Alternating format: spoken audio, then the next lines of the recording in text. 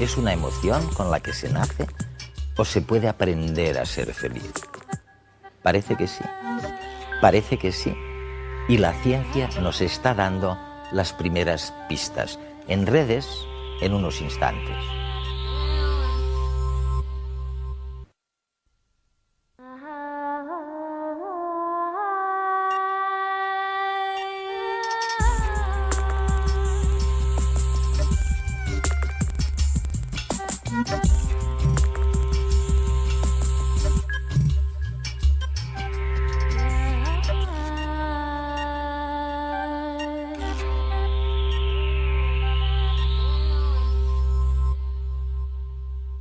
Cuando teníamos una esperanza de vida de solo 30 años, no había tiempo para pensar en la felicidad. Se trataba de invertir en la perpetuación de la especie. Pero ahora tenemos 40 años de vida redundante en términos evolutivos. Y la ciencia nos está diciendo que no vale la pena aparcar para después de la muerte la búsqueda de la felicidad. Y empiezan a salir las primeras pistas importantes para lograrla. Nuestro invitado en la cocina del estudio es un prestigioso chef de 4 estrellas que para variar nos dará la receta de la felicidad. Y para esta receta mejor olvidarse de la sal, la pimienta y el resto de especias. La receta de la felicidad requiere algo muy distinto. En la lista de ingredientes, el más importante es la vida social. Es más fácil ser feliz si evitamos la soledad. Las amistades, la familia, el contacto con los demás en general son factores fundamentales para ser felices. Intenta formar parte de algo que vaya más allá de ti mismo, que tenga que ver con la gente. Este es el consejo de un investigador de la felicidad. Y del mismo modo, tiene sentido pensar que la gente feliz es más popular y por tanto goza de una vida social rica. ¿Quieres conseguir una vida feliz? Ningún problema. He aquí el segundo punto en el mapa que conduce a la felicidad. Una relación satisfactoria es un componente vital de la felicidad. Y tras encontrar pareja, entra en juego el siguiente factor de la felicidad: el sexo. La plenitud sexual te hace sentir feliz. De eso no cabe duda. Pero si muy a tu pesar sigues soltero, no te preocupes. El sexo no lo es todo, por supuesto. Aunque bueno, las opiniones son dispares en este punto. El optimismo y la gratitud influyen en la felicidad. Y perdonar a los demás aumenta nuestra satisfacción con la vida. Un prerequisito esencial para la felicidad. Espejito, espejito, ¿quién es el más bonito? ¿Quién tiene más dinero, más éxito, la casa más grande? Si quieres ser feliz, deja a un lado todo eso. La envidia no aporta nada a la felicidad. Como máximo, mal humor. Mantenernos activos también nos hace felices. Los expertos dicen que deberíamos hacer las cosas que se nos dan bien y sumergirnos en ellas de lleno. Gustarse, tratarse bien, ser capaz de disfrutar de las cosas constituyen pasos importantes en el camino hacia la felicidad. Algo muy importante. Tómatelo con calma, relájate. Si buscas desesperadamente la felicidad, difícilmente la encontrarás.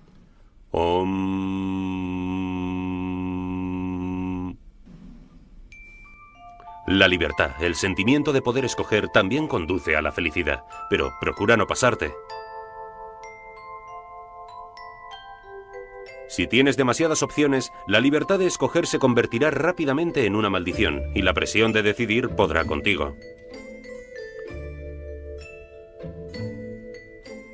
El dinero por sí mismo no compra la felicidad, por supuesto. De hecho, sucede justo al revés. Los expertos han descubierto que los que adoran el vil metal están más insatisfechos que la mayoría con sus vidas. Y la euforia que se siente al ganar la lotería desaparece por lo general transcurridos 3 meses. Te sientes exactamente igual que antes de ganar el gordo.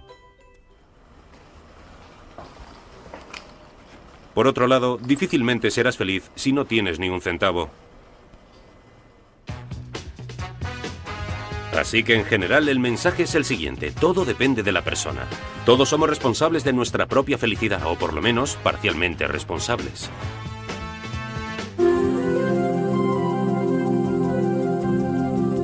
Mihaly Csikszentmihalyi Mihai ha dedicado toda su vida al estudio de qué cosas de nuestra vida diaria nos hacen ser más felices. Hoy en Redes nos contará sus conclusiones, unas ideas que han revolucionado la psicología y han tenido tal éxito que son aplicadas en la formación de algunos líderes mundiales. Escucha, antes de leer tus libros, hace muchos años, me he encontrado con cantidad de gente que estaba preocupada por el problema de la felicidad. Y a menudo me preguntaban cómo resolver el problema, el de la felicidad personal. ¿Cómo lo hacía yo? Y recuerdo que siempre les contestaba, no tengo tiempo. Yo, sabes, voy de una obsesión a otra y no me queda tiempo para estar triste. Bueno, ¿y estás contento con tus obsesiones? Y yo estaba completamente feliz. Y me he dado cuenta de que esto está relacionado con el tema de lo que tú llamas el estado del flujo. Sí, sin duda, y hasta cierto punto las experiencias de estado de flujo tienden a suceder en actividades que para el principiante parecen como obsesiones. No se comprende por qué te puedes dedicar toda una vida a mirar por el microscopio y estudiar las células, o por qué te puede gustar correr cada día un poquito más rápido que otro.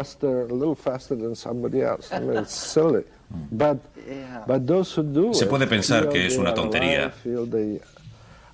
pero los que lo hacen saben que les gusta, que están en control de sus vidas y que obtienen beneficios de aquello que hacen y en lo que invierten. Esto les hace de lo más felices. Mihaly, dices que la felicidad depende de la experiencia y que la experiencia depende de lo que se hace. Y entonces es divertido porque cuando se analiza lo que se hace, resulta que no hay una gran diferencia entre lo que hacemos nosotros y lo que hacían los babuinos hace millones de años, ¿no? Sí, y que todavía hacen. Y todavía hacen. Aunque hayamos cambiado básicamente las categorías principales, son muy similares. Tenemos que gastar un tercio de la vida en que estamos despiertos en algo productivo, en algo relacionado con conseguir calorías para el organismo, ya sea cazando, trabajando en una fábrica o estudiando los jóvenes.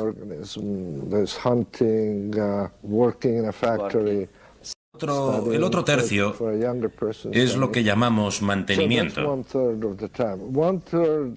que es simplemente tener el cuerpo en un cierto nivel de funcionamiento.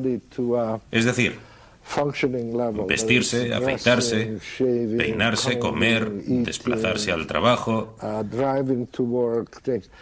Por hacer todo esto no se recibe ningún sueldo, pero hay que hacerlo, ya que de lo contrario el cuerpo se deteriora. El pelo crece y la gente se deja.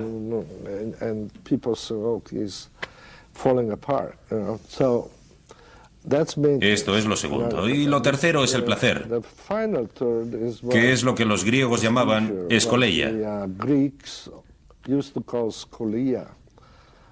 Escoleia significa lo que se hace en el tiempo libre.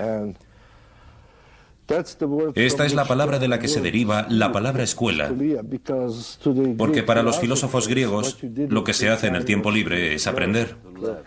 Y esta es la manera de crecer y mejorar.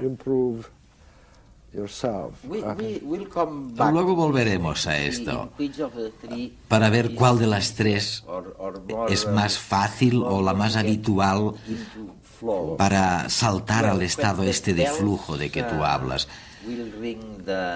Pero cuando suenen las campanadas de fin de año, la mayoría de las personas se encontrarán en un lugar que han elegido otros. Y lo han elegido por casualidad. Y ha sido elegido, bueno, yo diría que los elegidos, que muy poquitos, probablemente los que son felices, estarán allí donde realmente han querido estar todo el año.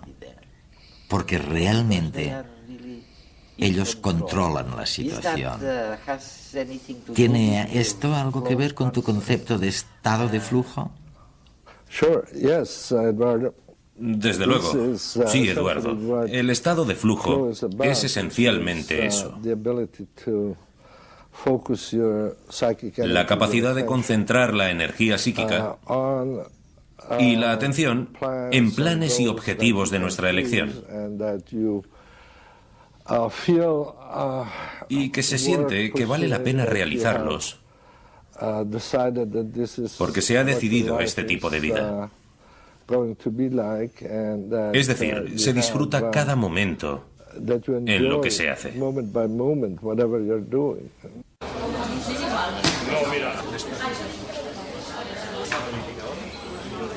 Cierre los ojos un segundo. Concentre su atención en crear una imagen en su pensamiento.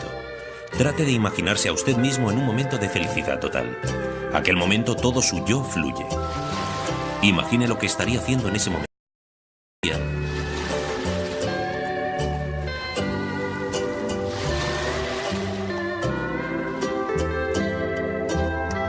Déjeme adivinar. Podría apostar algo a que la imagen que usted ha creado hace un momento no era en su lugar de trabajo. Quizás algún lugar exótico. A que no aparecerían sus compañeros de trabajo. ¿Realmente tan difícil es fluir cuando trabajamos? Cuando estamos pintando lo que hemos visto y no lo que estamos viendo, sino que nos estamos dejando llevar por sensaciones, el cuadro va avanzando de tal manera que cada mancha, cada pincelada, cada aplicación de la materia sobre el soporte, el soporte te lo devuelve de una forma muy gratificante, ¿no? Es un estado emocional. Estás en un estado de mucha concentración. Todos los sentidos están dirigidos al trabajo que estás realizando. Cuando la información que está entrando en nuestra conciencia es coherente con nuestros objetivos, la energía psíquica fluye sin esfuerzo. En estos momentos no hay preocupaciones, nada nos distrae. Todos nuestros sentidos están concentrados en un único objetivo. Aunque podamos pensar que nuestras vidas no son tan excitantes como la de un artista, cualquier situación vivida con intensidad nos puede llevar a fluir. Llegar a la obra, ver lo que hay, cómo están las paredes, cómo está todo en conjunto, y empezar el trabajo, y a base de días de estar en la obra vas viendo el rendimiento que le puedes sacar a tu trabajo. Si la casa puede quedar bien de un color, una habitación de otra. Mi trabajo básicamente me gusta todo, del principio al final. Básicamente es el instinto, la experiencia y ya te digo, y mirar tranquilamente la casa un par de días mientras estás trabajando, y según las luces, según cómo viene el sol, es el instinto de la profesión.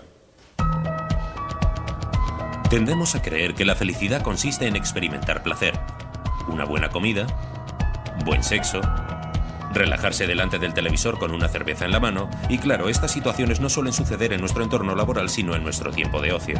Estoy dentro del libro normalmente cuando leo. Es lo que me distrae más. Esto y la natación. La natación me distrae mucho. Me encuentro muy bien dentro del mar, sobre todo debajo del agua. Para mí es donde se está mejor.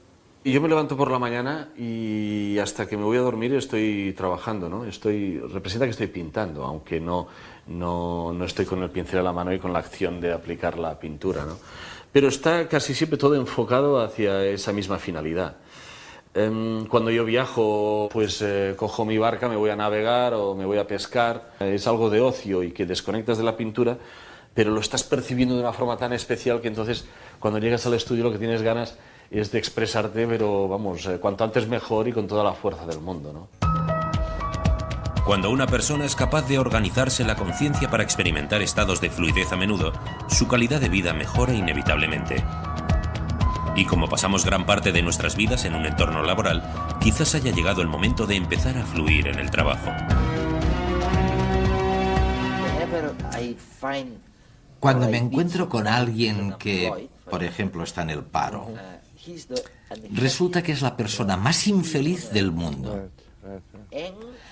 Pero, si quieres encontrar a alguien que sea el que más se queja de todos, bueno, ese es el que tiene un trabajo, que siempre se está quejando. Y tú dices, cuidado, porque estamos dando con algo importante. Es obvio que existen muchos trabajos que son muy fáciles o muy difíciles, y la gente se aburre o se siente alienada. El trabajo no es perfecto, pero lo que me sorprende es lo realmente positivo que suele ser el trabajo. Para la gente que va al trabajo y vuelve a casa, hay un aspecto del trabajo que es diferente del tiempo libre. Y eso hace que la gente se sienta limitada. No hace que la gente se sienta libre. Y esto es suficiente para que la gente diga, no quiero seguir haciendo esto, aunque en realidad se sientan mejor. Y tú preguntabas sobre la paradoja del trabajo. Y es cierto que mucha gente a la que he estudiado quiere irse a casa, una vez terminado el trabajo, lo antes posible. Y cuando llegan a casa, algunos están aburridos. Se deprimen, tienen que encender la televisión o tienen que distraerse de alguna manera. En realidad tú has demostrado con experimentos y encuestas que los fines de semana es cuando la gente es menos feliz. Sí, no fluyen. No tienen esas experiencias.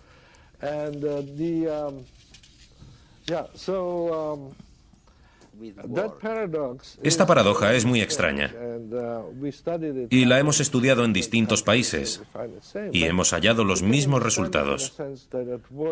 En el trabajo, generalmente se tienen los objetivos muy claros y se pueden gestionar, que es una de las cosas que producen el flujo. El saber que hay que hacer algo en concreto. Y la otra es que se tiene un feedback. Es decir, que se puede ver cómo se está actuando, ya sea por los clientes, el jefe, o ya sea por los colegas, o por lo que se está haciendo. De manera que hay feedback. Una parte muy importante del flujo es que las habilidades o las destrezas están en equilibrio con el reto de lo que se tiene que hacer. Y generalmente en el trabajo se llega a equilibrar esto. Está muy claro. O sea que la paradoja reside en que el trabajo, en muchas ocasiones, es más como un juego que lo que hacemos en el tiempo libre en casa. Hay mucha gente que no sabe realmente qué hacer con su tiempo libre.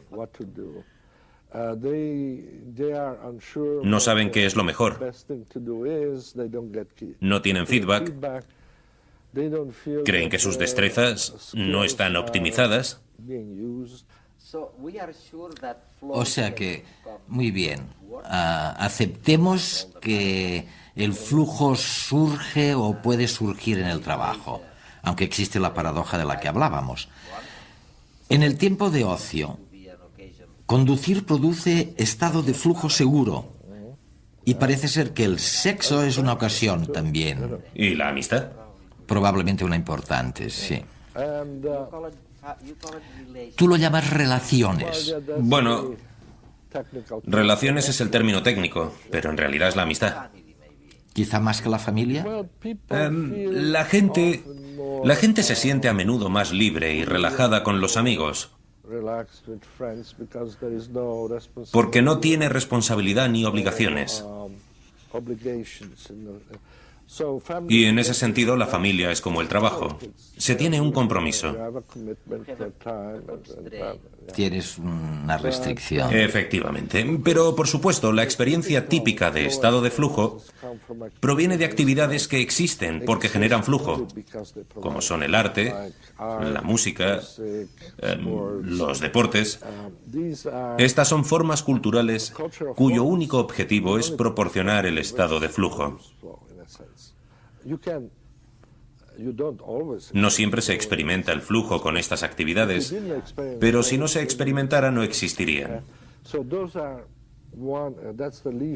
Esta es la parte de ocio. Pero no es suficiente experimentar el flujo en el ocio.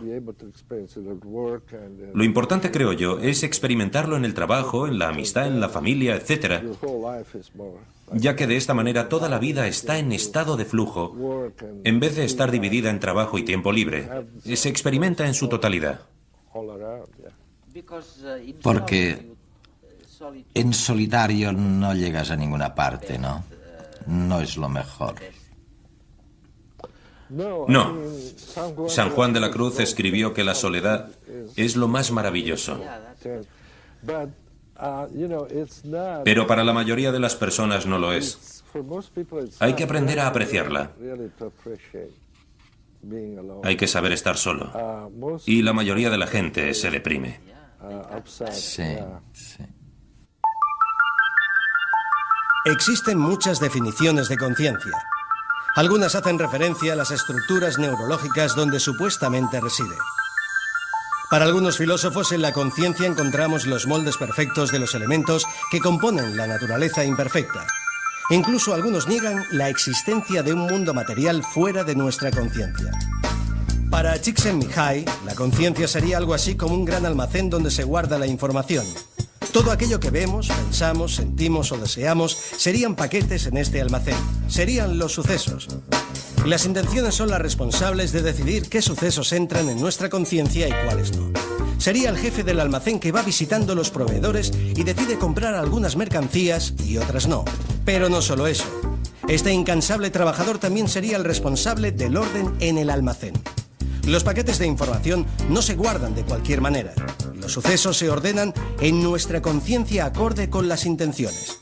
Cuando deseamos algo, nuestra atención se focaliza en los objetos que deseamos y descarta a los demás. A diferencia de los sueños en los cuales no podemos actuar, todo aquello que vemos, sentimos, pensamos y deseamos se puede usar y manipular en nuestra conciencia. Esta capacidad nos permite ser felices incluso cuando nuestro ambiente externo nos empuja hacia todo lo contrario. Pero la conciencia es finita. Nuestro sistema nervioso determina la cantidad de información que podemos procesar. El máximo son 126 bits de información en forma de sonido, estímulos visuales o emociones por segundo. No lo podemos abarcar todo y es nuestra responsabilidad ocupar la conciencia con información válida. En las sociedades tecnológicamente menos desarrolladas, donde la complejidad de los roles sociales y la cantidad de objetos son menores, es más fácil experimentar estados de fluidez.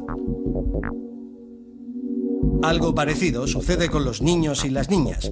Cuando todavía la conciencia de sí mismos no interfiere en sus comportamientos, actúan de forma espontánea, según sus deseos. No significa que siempre sean felices, pero difícilmente se sienten infelices si no hay una buena razón. Cuando hay pocas opciones resulta más fácil conseguir la armonía. Los deseos son simples y elegir resulta fácil. No hay espacio para el conflicto y no existe la necesidad del compromiso. Pero no podemos intentar ser lo que no somos. No volveremos ni a ser niños ni a estructuras sociales más simples. La realidad es compleja y debido a la naturaleza finita de nuestra conciencia es extremadamente importante controlar lo que entra y lo que dejamos fuera. De hecho, según Csikszentmihalyi, esto es lo que determina el contenido y la calidad de nuestra vida. Si podemos controlar a nuestro jefe de almacén, podremos controlar nuestro estado de felicidad. Una cosa muy parecida a lo que estás sugiriendo ahora es lo que otros científicos tildan o detectan en la sanidad pública en países muy lejanos a California. Esos científicos dicen que para que el trabajo funcione y para que se mantenga la salud, hay que controlar un poco lo que se hace. Saber que se puede controlar algo y que hay cosas que se pueden cambiar. Eso es lo primero. Y lo segundo, que es algo que también estás tú sugiriendo, es la capacidad de saber cómo hacerlo. Parece ser... ¿Te estoy interpretando bien? Oye, no lo sé. Sí. Que hay que controlar y al mismo tiempo tener unas capacidades innatas o que se aprenden que te ayudarán a fluir. Es exactamente así. ¿Es este el tema del libro que estás escribiendo? El viaje a la felicidad. Bueno, en realidad ya ha salido. Ajá. Es un libro sobre lo que los científicos ya se han puesto de acuerdo respecto a la felicidad. Tú, por supuesto, sales en el libro junto a algunos otros amigos míos, ¿no? Y parece increíble que antes de ti y de otros como tú, que habéis estado trabajando solos más de 10 años sobre este tema en particular, es curioso que la comunidad científica no había dicho nada hasta entonces. Y el resto tampoco, por supuesto. ¿Por qué? ¿Por qué este vacío? Creo que durante los primeros 60 años del siglo pasado, en la psicología había por un lado el paradigma conductista de estímulo-respuesta y por el otro la perspectiva psicoanalítica freudiana.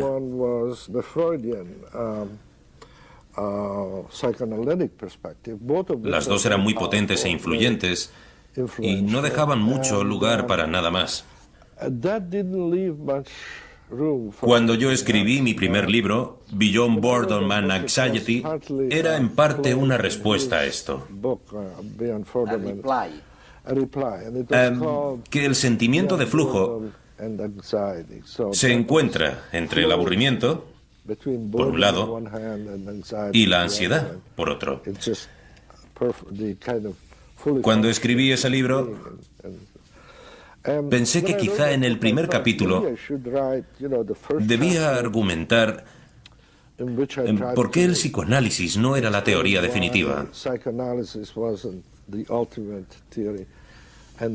Y en el segundo capítulo, por qué el conductismo tampoco era la teoría perfecta. Y entonces decidí escribir la mía. Después pensé que no podía escribir mucho sobre estas teorías, de manera que decidí olvidarme de ellas y escribí mi libro. Corría mucho riesgo, porque en aquella época ignorarlas era como decir que Dios no existe. Hay una última pregunta. Y ya sé que la hemos rozado un poco. Te lo voy a explicar. Es posible que tenga una idea equivocada, o sea, que corrígeme, ¿no? Pero yo creo que biológicamente somos una especie que tiene un déficit de mantenimiento. Somos una especie que invierte mucho en la reproducción, en la especie, en la perpetuación de la especie, y muy poco en mantenimiento. ¿Por qué? Bueno, porque la esperanza de vida era muy corta. ¿Para qué? Bueno, creo que este es el motivo por el que Aristóteles y los griegos decían que los seres humanos eran diferentes de otras especies en el tiempo libre. Solo en el tiempo libre, en el ocio y en la escolea, que ya hemos mencionado anteriormente. Porque aparte de esto, somos como el resto de los animales. Tenemos que trabajar, tener hijos, y eso es todo una y otra vez. Y pagar la hipoteca. Y pagar la hipoteca, y cuando se es libre, se tiene la capacidad de elección. De utilizar el tiempo y la energía en formas que no están prescritas por las necesidades genéticas.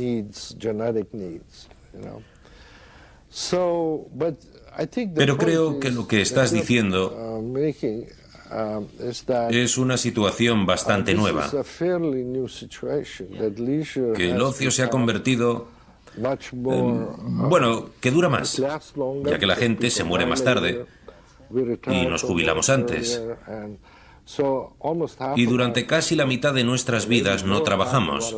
No tenemos que hacer nada. Aquí es donde creo que entra tu idea de entrar en estado de flujo. Es un síntoma de la nueva situación. Sí, sí. Yo creo que antes existía el flujo en el trabajo. Cazar era de esta manera.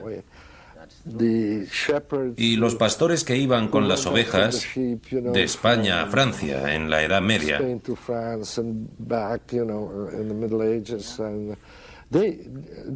esta era una actividad que sabían cómo hacerla y tenían que prestar atención. O sea que el mantenimiento y el trabajo estaban más unidos. Después comenzaron a separarse, sobre todo durante la Revolución Industrial, cuando las personas fueron a las fábricas. Y ahora estamos en una situación ligeramente diferente, ya que las personas tienen unos trabajos razonablemente buenos, pero tenemos esos 40 años para hacer no se sabe qué. De manera que la gente tiene que descubrir una nueva forma de vivir. Si no, será muy aburrido y la gente estará esperando las campanadas de fin de año para poder decir, bueno, ya puedo irme en lugar de disfrutar de la vida.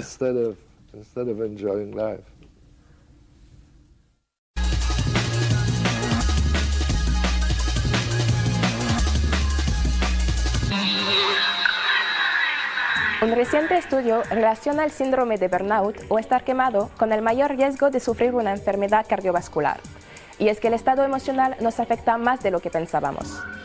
Las personas con problemas laborales tienen elevados biomarcadores relacionados con procesos inflamatorios, al igual que sucede en algunas patologías cardíacas. A través de la investigación se ha demostrado que las personas que padecen acoso laboral tienen niveles elevados de estos marcadores encargados de la inflamación. Para llegar a esta conclusión, los científicos estudiaron los parámetros inflamatorios en sangre y los niveles de desgaste laboral en una muestra de 1.500 trabajadores. Las personas que aseguraban padecer acoso laboral presentaban 1,6 veces más riesgo de tener un nivel elevado de estos marcadores que los que se sentían satisfechos con su trabajo. De lo que se trata, pues, es de diseñar programas sanitarios de gestión del estrés más apropiados para cada caso y evitar, a largo plazo, consecuencias negativas para la salud. En el Instituto de Estudios de la Troposfera de Leipzig se ha puesto en marcha el primer simulador de nubes del mundo. Gracias a él se podrá imitar en un laboratorio los procesos que conducen a la creación de todo tipo de nubes. Los experimentos se llevarán a cabo bajo condiciones controladas con el objetivo de conocer mejor el proceso de formación de nubes y de las precipitaciones. Otro de los objetivos es profundizar en el conocimiento de la influencia del ser humano sobre el clima. Las nubes son grupos de gotas de agua suspendidas en el aire que ante ciertas condiciones descargan lluvia. Hasta el momento, la única manera de estudiar los fenómenos atmosféricos era utilizando helicópteros y aviones, lo que resultaba muy costoso. El simulador, bautizado con el nombre de LACIS, consta de un tubo de corriente de aire de 8 metros de largo que se encuentra en el centro de una torre de 16 metros de alto. A lo largo de este tubo se irán cambiando las condiciones para conocer cómo evolucionan las masas de aire frío y caliente y conocer así todos los secretos de las nubes y la lluvia. Se dice que comer pescado ayuda a retener la memoria. Aunque ya se conocían las ventajas de este alimento en la dieta, ahora una nueva investigación ha conseguido cuantificar la importancia de ingerir regularmente pescado azul. Consumir pescado al menos una vez por semana es bueno para el cerebro de los ancianos, ya que frena el deterioro cognitivo. Así lo han afirmado investigadores de la Universidad de Rush, en Chicago, después de analizar datos durante 6 años. Los participantes en el estudio, todos mayores de 65 años, fueron entrevistados cada 3 años, sometiéndoles a pruebas de retención de memoria y preguntas sobre su dieta. Aunque el estudio continúa, los resultados ya indican que el pescado reduce de un 10 a un 13% la tasa anual de disminución de la memoria en ancianos. Por otro lado, se ha comprobado que el consumo de verduras y frutas no modifica la tasa de reducción cognitiva, lo que indica que el pescado por sí solo es el responsable de este efecto protector. Un nuevo estudio sitúa los orígenes de la formación planetaria en torno a las poco conocidas estrellas enanas marrones. El descubrimiento indica que este tipo de estrellas pueden convertirse en unas buenas candidatas a la hora de buscar planetas fuera del sistema solar. Los datos se han obtenido mediante las observaciones registradas por el telescopio Spitzer de la NASA, y todo indica que los primeros pasos en la formación planetaria podrían haberse expandido más de lo que se pensaba hasta ahora. Las estrellas enanas marrones, al igual que el resto, se forman por condensación gravitatoria de materia, pero su masa es insuficiente para desencadenar las reacciones nucleares que las hacen brillar. El telescopio detectó granos de polvo alrededor de estrellas enanas marrones, así como el desarrollo y cristalización de 3 marcadores clave en la formación planetaria. Según los astrónomos, la formación planetaria podría atender a un proceso consolidado que se daría en la mayoría de los discos circunestelares jóvenes, una característica común en la evolución de los sistemas planetarios en formación.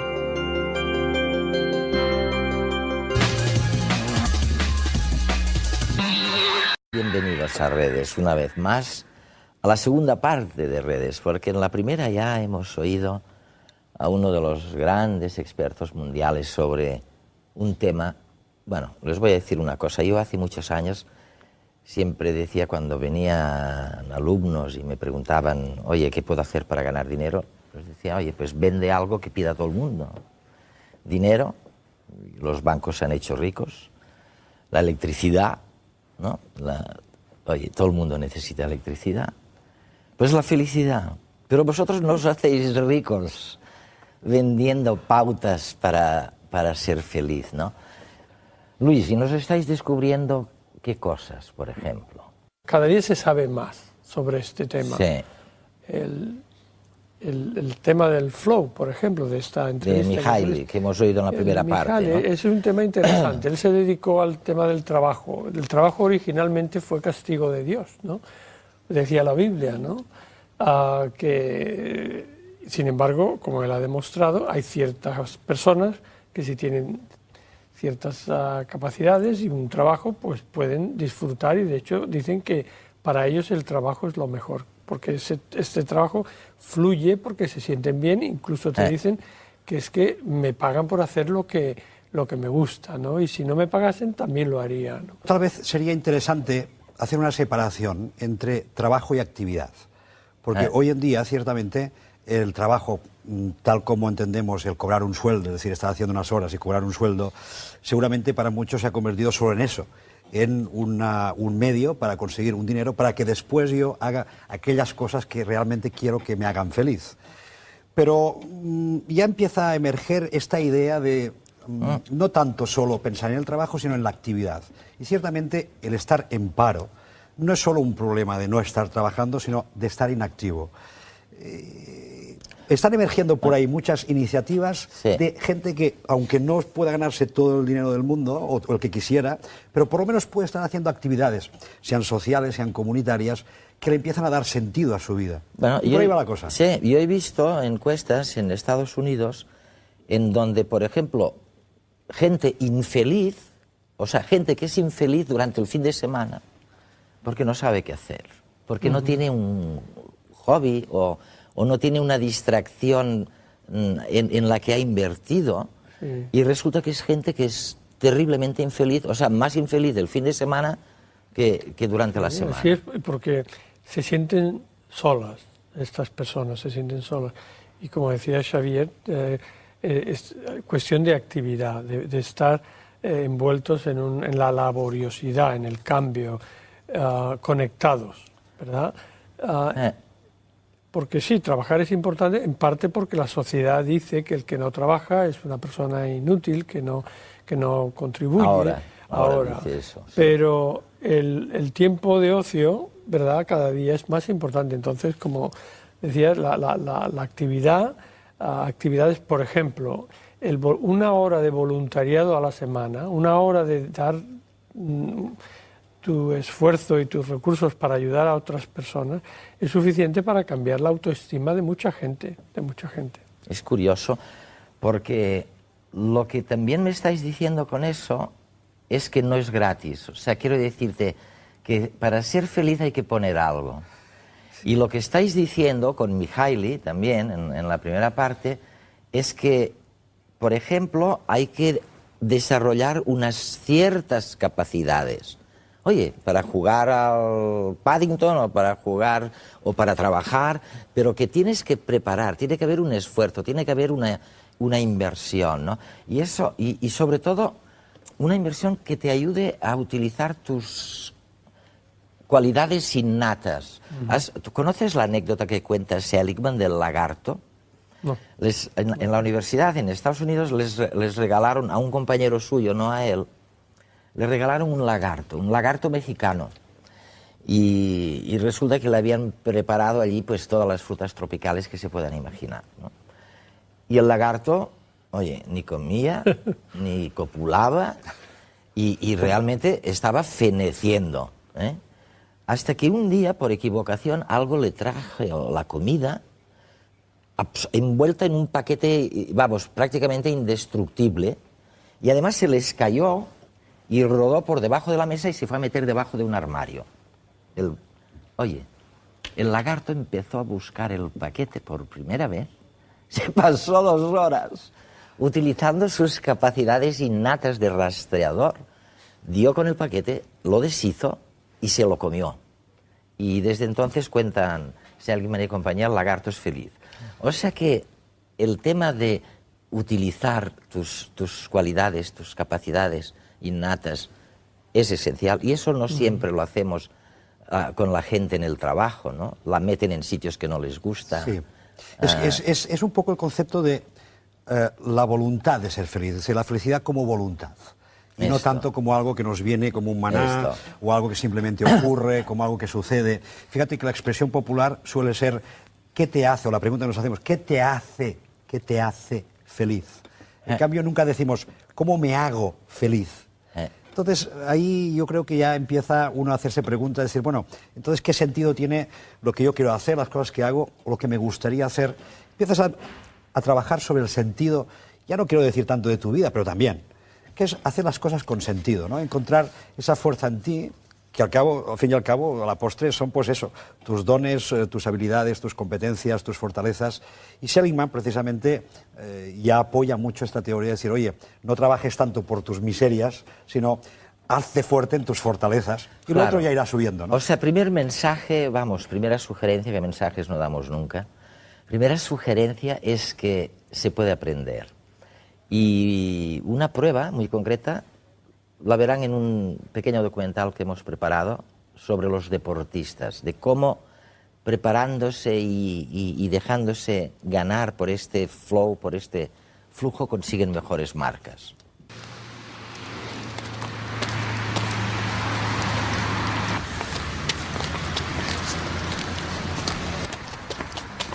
Cierra los ojos, que vamos a imaginar, vamos a repasar mentalmente, imaginar la carrera que vas a realizar.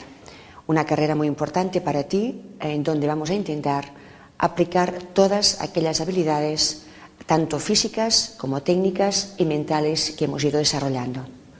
Imagínate cerca de los tacos de salida.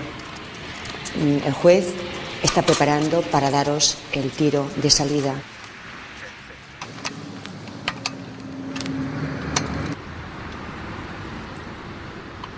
Cuando llega la hora de la salida estoy ahí sentada mirando las vallas y pensando lo que tengo que hacer, ¿no? Técnicamente y físicamente yo sé que estoy bien, pero cada competición es un mundo y puede pasar lo que sea.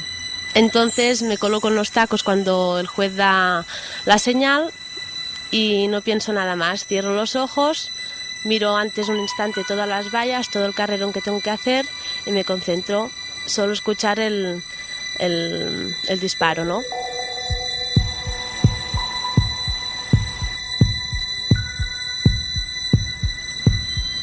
¿Listos? Da la salida y solo allí ya veo mi carril.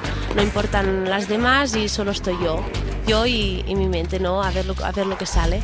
Pienso en llegar a la llegada y a llegar la primera.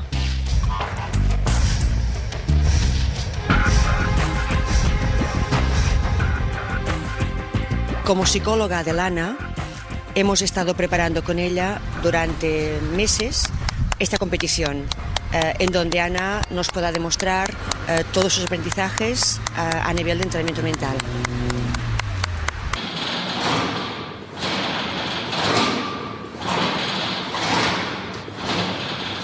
Las verdades psicológicas más importantes o más necesarias para conseguir un buen rendimiento podrían ser, por ejemplo, la focalización, focalizar la atención, la concentración, tener también un buen autocontrol de su ansiedad, un autocontrol de su activación, conseguir unos buenos pensamientos positivos.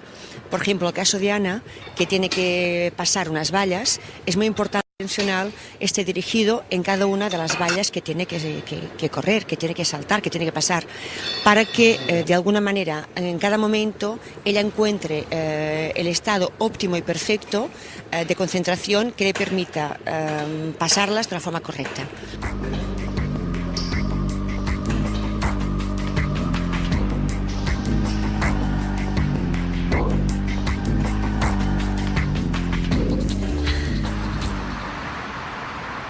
Estas habilidades que trabajamos son, por ejemplo, la motivación, que para mí ha sido muy importante, sobre todo en esta época del año, ¿no? Porque en invierno cuesta afrontar la dureza del entrenamiento, no es lo mismo que entrenar en verano, que todo es un poco más suave, ¿no? También lo que me ha ayudado mucho es el control de mis pensamientos. Yo antes, cuando iba a competir y era una competición de cierta importancia, pensaba siempre, me decía, hoy no puedo fallar, ¿no? Y me ha ayudado a cambiar a positivo y pensar siempre en frases afirmativas. Ya introducir la palabra bien ya no es lo mismo que decir fallar. Afrontas perfectamente la primera valla, estás totalmente centrada en tu carril. Delante tuya tienes las vallas que tienes que ir afrontando. Segunda, tercera, cuarta. Sigues un ritmo perfecto. Tu ritmo es el perfecto, el adecuado, el ritmo que tantas veces hemos entrenado. Cuando conseguimos este alto nivel de eficacia es cuando el atleta fluye, porque está haciendo correctamente lo que él quiere hacer. En este momento sentimos esta sensación de fluencia, ¿no? De que está consiguiendo el máximo de ella misma. Es muy difícil preparar para conseguir esta fluencia, porque son sensaciones que debe conseguir el propio atleta. Cuando fluyo tengo la sensación de que estoy absorbida por la actividad que estoy haciendo en ese momento, ¿no? Y bueno, es una sensación que se nota. Es una experiencia óptima que queda grabada en la memoria. Te da seguridad en ti, ¿no? Porque te garantiza un buen resultado y piensas que ese día pues puede ser tu gran día. Te ves en cabeza, estás ganando la prueba. Tú estás notando cómo te sientes perfectamente. Estás muy bien, tu concentración y atención es perfecta. Sales de la última valla, ya llegas a meta. En este momento has llegado, te sientes perfectamente, has conseguido un buen resultado y aparte has intentado y has conseguido notar la fluencia que tantas veces hemos deseado alcanzar. Porque hay que tener en cuenta que en una final olímpica, por ejemplo, del primero al octavo, todos tienen prácticamente la misma marca, todos tienen el mismo registro a nivel físico. Técnicamente son los mejores del mundo. Sabemos perfectamente que quien gana será el que en aquel momento tiene más confianza y está mejor preparado psicológicamente.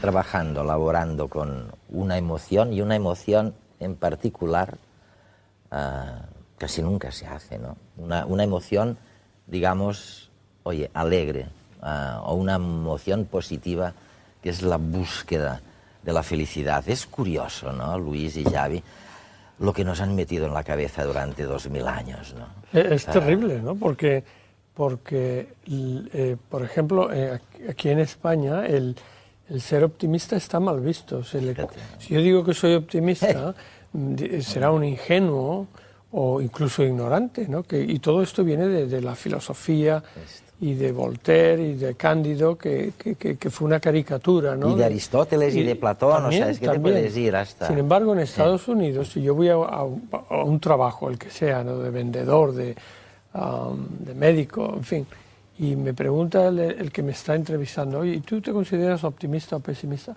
Si digo que soy pesimista, no me dan el trabajo, pero vamos, en absoluto. Porque en Estados Unidos el optimismo y el estar contento se considera importante, hasta el punto que hay gente creyente en religión que piensan que la gente feliz es la que va al cielo. La mayoría de estas personas piensan que el ser feliz es tan bueno y que son los que van a ir al cielo. Bueno, está en la Constitución. Yo creo que es el único país que yo sé en donde en la Constitución se establece el derecho de los ciudadanos a ser feliz. Sí, ¿no? Así es. O sea que es verdad que el pensamiento occidental ha estado siempre en contra de las emociones. Lo importante era lo racional, lo lógico, y se consideraba, incluido Estados Unidos, todo el pensamiento occidental en realidad, ¿no? Alguien inteligente no podía tener emociones, ¿no? Efectivamente. Pero fíjate cómo es la propia sociedad, los contextos culturales, los que van midiendo o dándole sentido a las emociones. Es decir, efectivamente, cada uno va a la búsqueda de esa felicidad, de ese sentimiento, de esa emoción, pero a la vez la sociedad, la cultura en la que uno vive, regula de alguna manera qué es lo que te hace sentir y qué es lo que no te va a hacer sentir feliz. Con lo cual, fíjate tú que aquí hace un tiempo, pues nuestra máxima de la felicidad era tener salud, dinero y amor. Y de hecho, sigue siendo aún en los fines de año el deseo de la mayoría de las personas. Sí. Vamos a desearnos ¿qué? Salud, dinero y amor. En eso se traduce la felicidad. Y luego cuando miramos las estadísticas hemos visto que la salud no incide significativamente, salvo en casos traumáticos, en los niveles de felicidad, ¿no? Sí, sí, yo creo que muchas personas han experimentado la experiencia de estar, bueno, yo mismo lo he experimentado, ¿no? De estar sin salud o con no toda la salud del mundo, sin dinero, pasando una crisis fatal y sin compañía casi, ¿no? Es decir, oye, que puedes no solo sobrevivir, sino incluso puedes, bueno, seguir viviendo y encontrándole sentido a todo eso. En cambio, y eso sale en tu libro, el tema de las relaciones personales es importante. Muy importante. Y en todas las encuestas que habéis hecho, ahí está por encima del dinero, por encima de la salud, por encima de la educación. Claro. Si uno pregunta en general, claro, ¿cuáles son tus parcelas de felicidad? ¿No? ¿De dónde sacas los momentos más gratificantes? En general, lo primero que nos dicen es mis relaciones. Pueden ser relaciones de pareja, relaciones de familia, de amigos, o incluso relaciones de una religión, de un club, de una... Pero eso suele ser el número uno. La parcela más importante de la vida es estar conectados, estar unidos. Y las personas que se consideran que forman parte de un grupo superan la adversidad mucho mejor que personas que se consideran solas o aisladas. Fíjate que ahora me venía a la cabeza que tendríamos que pedirle a Mijaíl que casi pasara del fluir al confluir, sí, que sería una manera también de dar este sentido de flujo, este sentido de experiencia positiva, pero no ya como una experiencia personal, sino como una experiencia colectiva, ¿no? Como una experiencia de comunidad. Yo sé que hemos agotado el tiempo y también sé que podríamos pasar semanas hablando de este tema, pero lo vamos a dejar por lo menos hasta el siguiente programa. Oye, muchas gracias por haber estado con nosotros. A vosotros.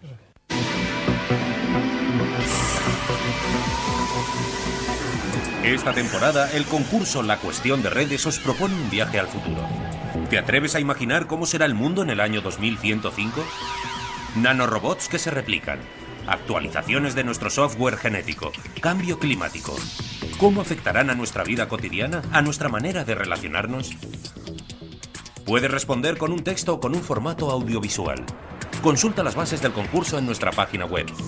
Atrévete a ser creativo sin olvidar el rigor. Nuestros horizontes se amplían exponencialmente. ¿Cómo te imaginas el mundo dentro de 100 años?